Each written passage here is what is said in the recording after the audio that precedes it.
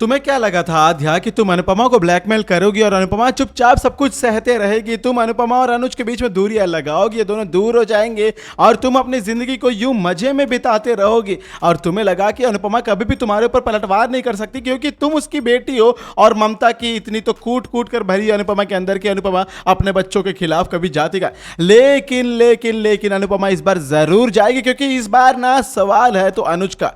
अभी तक अनुज के ऊपर कोई दाग नहीं आया था। वनराज के लिए लड़ा अनुपमा ने, अपने बच्चों के लिए लड़ा, बा के लिए लड़ा, अरे समाज के लिए लड़ा, पंखी पाखी के लिए लड़ा, लिम्पी के लिए लड़ा, तपेश के लिए लड़ी, सबके लिए अनुपमा लड़ चुकी है। तो सोचो जरा, अपने अनुज जो जान और जिगर का टुकड़ा है उसके लिए अपनी बेटी से भी लड़ सकती है। अब अनुपमा ना ही रुकने वालों में से है, ना ही किसी के सामने झुकने वालों में से। अनुपमा को यह पता चल चुका है कि यह सब कुछ जो अनुज के साथ हुआ ना वो सिर्फ और सिर्फ आद्या की वजह से। यानी अब आद्या के साथ अनुपमा एक नया गेम खेलेगी जहां पर मां और बेटी के इस महाजंग में अब अनुपमा आद्या को इमोशनल ब्लैकमेल करने वाली है। नमस्कार दोस्तों, आप सभी का स्वागत है टाइम्स ऑफ मीडिया में, जहां पर मैं वेणु कुमार अनुपमा से जुड़े एक और लेटेस्ट अपडेट को लेकर आप सभी के सामने हाजिर हूं। जहां पर मैं आप लोगों को यह बता दूं कि जिस तरीके से अनुपमा का ट्रैक आगे बढ़ रहा है ना, उसे देखकर यह कहना गलत नहीं होगा कि जल्द ही नई आद्या आने वाली है। कुछ सूत्रों का मानना है कि नई आद्या को कास्ट कर लिया गया और नई आद्या को और नहीं बल्कि एक एक्टर है जो कि शिवानी है और जल्द ही ये नई आद्या आएगी पुरानी आद्या के रिप्लेस पे।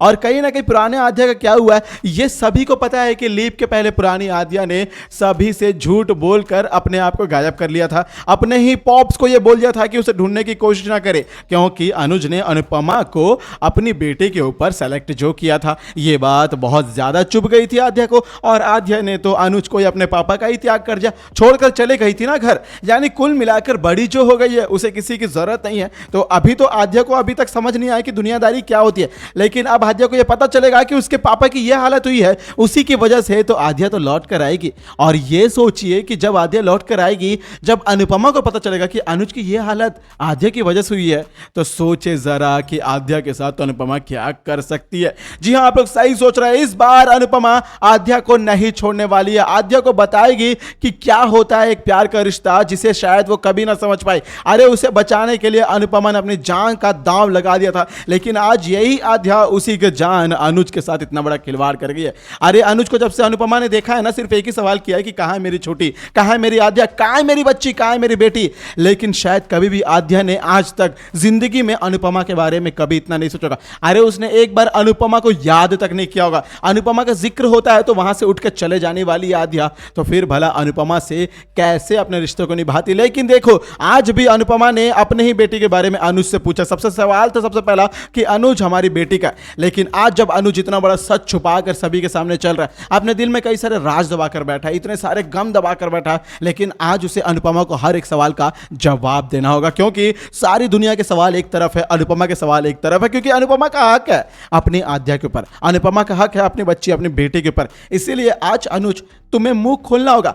आज अनुज तुम्हें बताना होगा कि आखिरकार अनुपमा के साथ तुमने इतना बड़ा सच क्यों छुपाया। तो कहीं ना कहीं दोस्तों यह भी कहना गलत नहीं होगा कि जल्द ही अनुज और अनुपमा दोनों के बारे में एक बहुत बड़ी अपडेट आने वाली है कि ये दोनों के बीच में दुश्मनी का एक नया मंजर स्टार्ट होने वाला है। ये मंजर कोई और नहीं बल्कि वनराज ही शुरू करेगा। लेकिन वनराज कैसे करेगा यही आप लोग सोच रहे होंगे। दरअसल दोस्तों, वनराज आद्या से कांटेक्ट करेगा क्योंकि वनराज आज के एपिसोड में यही बोलता है कि जहां भी अनुपमा जाती है घर बर्बाद ही करती है। उसने मुझे छोड़ा, मेरे घर में आग लगाई, मुझे अपने पिता से दूर किया, बा से दूर किया, सबसे दूर किया, जिसने मेरे बच्चों से दूर किया मुझे। तो इसीलिए कहीं ना कहीं मुझे ऐसा लगता है कि वनराज और अनुपमा दोनों के बीच में इतनी दरार आ चुकी है कि अब वनराज अनुपमा और अनुज के बीच में दरार लेकर आएगा।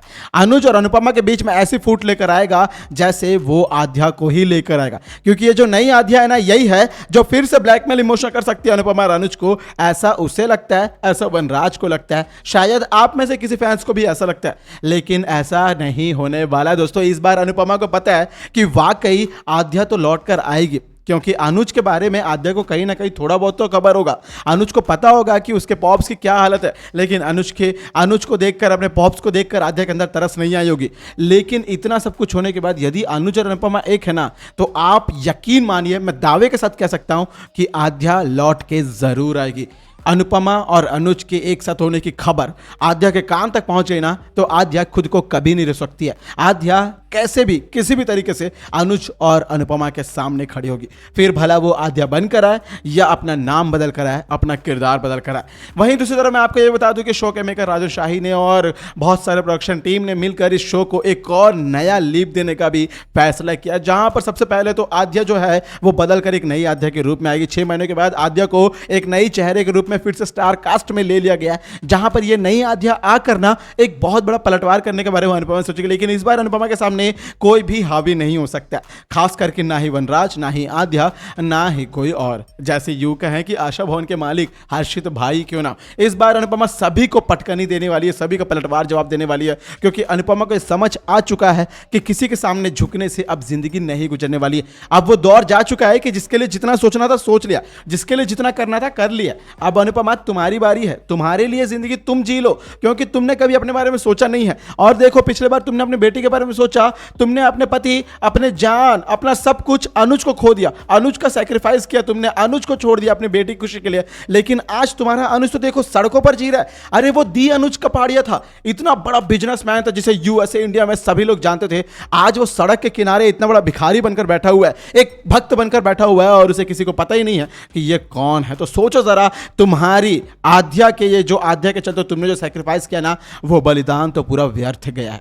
जी अनुपमा, तुम्हारा बलिदान व्यर्थ गया है। तुमने जो भी कुछ किया था अपनी बेटी खुशी के लिए, अनुज की खुशी के लिए, वो सब कुछ पानी में फिर गया। और कहीं ना कहीं अब तुम्हें अनुपमा ये पता चल चुका है कि कोई भी सैक्रिफाइस कर लो, कितना भी कुछ कर लो, किसी बात का कोई महत्व नहीं होता। अरे कोई तुम्हें याद रखेगा ही नहीं। दुनिया का उसूल है भाई साहब कि आप किसी के लिए कितना भी कर ले, जब आप एक कोई कमी कर दे, या फिर यूं कहें कि जब उसकी जरूरत पूरी हो जाए, वो आपको दूध में से घिरे हुए मक्खी की तरह निकाल कर फेंक देगा। और ये सभी के साथ होता है, आपके साथ होता है, मेरे साथ होता है, और ऐसे अनुपमा के साथ भी। और इसीलिए अनुपमा को ये बात पता चल चुका है कि अब उसे किसी के लिए कोई सैक्रिफाइस नहीं देना। अनुपमा अब किसी को कोई बलिदान नहीं देगी, और अनुपमा सिर्फ और सिर्फ स्वार्थी बन जाएगी। और स्वार्थी बनकर अब अनुपमा अपने लिए सोचेगी। अरे इतना सब कुछ करने के बाद भी तो अनुपमा को लोग खरी खोटी बातें ही सुनाते हैं यार। आप में से कई लोग ऐसे ही बोलते हैं यार, कमेंट में मैं कितने बार देखता हूं कि अनुपमा ये है, अनुपमा वो है, अनुपमा ने घर बर्बाद किया। लेकिन यकीन मानिए, अनुपमा ने कभी अपना घर बसाया ही नहीं है। अनुपमा ने ऐसे किसी का भी घर बर्बाद किया आपके हिसाब से, किसी के हिसाब से भी, जैसे वनराज को लगता है, बा को लगता है, तो भाई अनुपमा का खुद का घर कहाँ है? अनुपमा ने तो कभी अपने बारे में नहीं सोचा ना। अनुपमा ने तो कभी हमेशा ही दूसरों के बारे में सोचा। तो इसीलिए अब वक्त आ चुका है कि कोई ताना दे ही रहा है तो क्यों ना सही का वो ताना अप्लाई कर ले जाए जिंदगी में। इसीलिए अब अनुपमा खुद ही स्वार्थी बन जाएगी। अरे भाई, जिसको जो बोलना है बोले, जिसको जो करना है करे, जिसकी जैसी सोच वैसा वो अपना सोच रखे। लेकिन अनुपमा अब अपने लिए जिएगी, सेल्फिश बनेगी, स्वार्थी बनेगी, और अनुज के बारे में और अपने बारे में ही सोचेगी। तो यार दोस्तों, अनुपमा के इस नए स्वार्थ के सफर में आप अनुपमा के साथ है या नहीं, कमेंट के जरिए जरूर बताइएगा। और हाँ, वीडियो आपको अच्छी लगी हो तो वीडियो को जरूर लाइक करें, चैनल पर नए हैं तो चैनल को सब्सक्राइब करें, ताकि आप अनुपमा से जुड़े सारे अपडेट को सबसे पहले पा सके। मिलता हूं दोस्तों मैं आपके साथ अगली रिपोर्ट में, तब तक अपना ख्याल रखें। Bye bye, take care.